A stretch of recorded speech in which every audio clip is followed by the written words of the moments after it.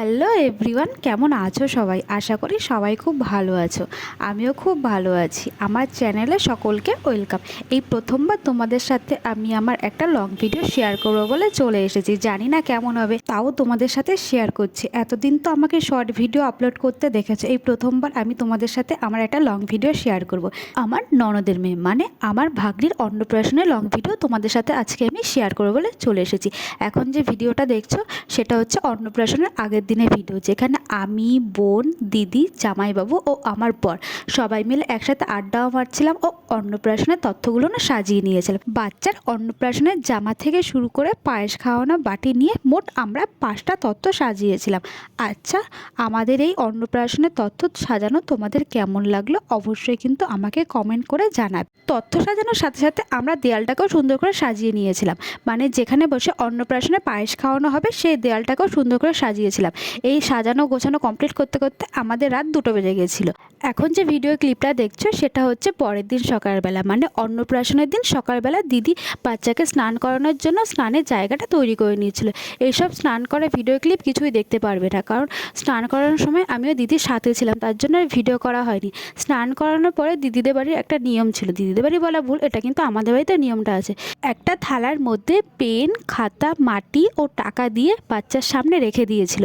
বাচ্চা কিন্তু দেখো টাকাটাই ধরেছিল, আর টাকা ধরার পর সবার কি আনন্দ, সবাই মিলে হাততালিও দিয়েছিলাম।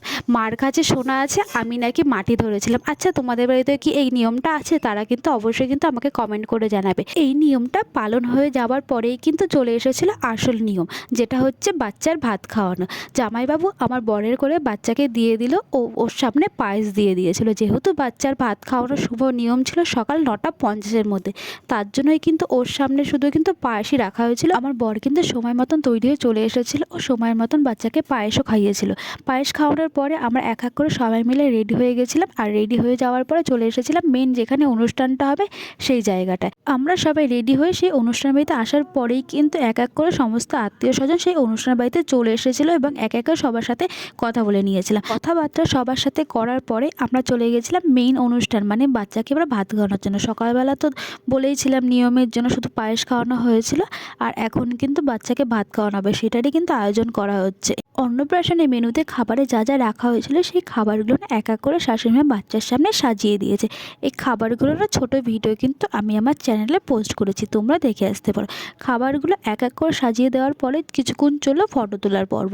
বাচ্চার সাথে কিছু সময় ফটো তোলার পরে বাচ্চার মুখে ভাত দিয়েছিল, আর এই ভাত দেওয়ার ভিডিওটা আমার ফোন থেকে যে কীভাবে ডিলিট হয়ে গেছে তাও আমি নিজেই জানি না। এডিট করতে এসে আমি তখন খেয়াল করলাম।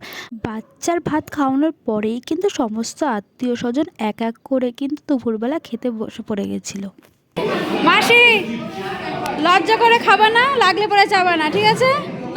ঠিক আছে, ঠিক আছে রেশো। আত্মীয় স্বজন খাওয়ার পরেই আমরা খেতে বসে পড়েছিলাম। একটা টেবিলের মধ্যে আমি, বোন আর আমার বর এই 3জনেই খেতে বসে পড়েছিলাম। খাওয়ার মেনুতে কী কী আছে তোমাদের সাথে শেয়ার করে নিলাম, তোমরা ভিডিওটাকে পজ করে দেখে নিতে পারো। আচ্ছা, আমার এই ফার্স্ট টাইম বানানো লং ভিডিওটা তোমাদের কেমন লাগলো অবশ্যই কমেন্ট করে জানাবে। ভিডিওটা ভালো লাগলে অবশ্যই ভিডিওতে একটা করে লাইক করে যাবে। অন্নপ্রাশনের কিছু ফটো আমি তোমাদের সাথে ভিডিওর লাস্টে শেয়ার করে দিলাম।